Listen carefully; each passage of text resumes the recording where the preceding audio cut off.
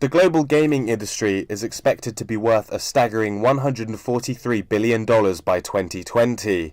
This massive growth has led to the rise of so-called electronic sports, or esports, where professional gamers compete against each other for real-world fame and cash prizes.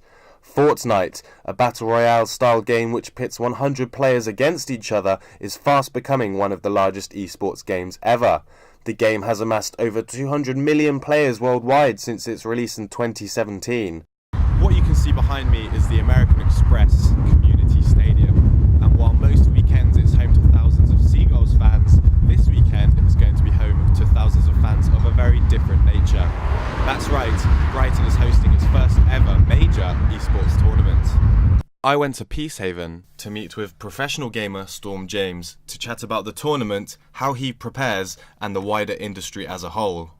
See, most people think that, like, when you're preparing for a tournament, that you're meant to basically put yourself in the environment of just getting used to the game and getting sort of your tricks down, so your 90s whenever it comes down to Fortnite building, which is like the main mechanic of Fortnite. And for me, it's just basically getting as much game time as I can. Preparing myself mentally is like the main focus for me. Where do you see the esports industry going now that it's starting to get more of a mainstream appeal?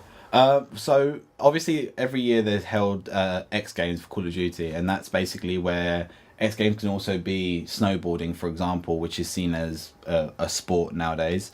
And I think Call of Duty and gaming in general is moving towards that. So eventually it will become a sport, because at the moment you've got sort of a divide in people that have played video games and know sort of the heights that it can go to. So I think eventually it's going to get to that point where people realize that it's not just something that you do at home, or, you know, it's not just something that you do for a hobby. It's a business. You got to think about it in a business mindset. And I think that eventually it'll become a sport where it's, okay, not like Olympic sport, but it will become a sport nonetheless. With skills such as these, does he think he's in with a chance of winning?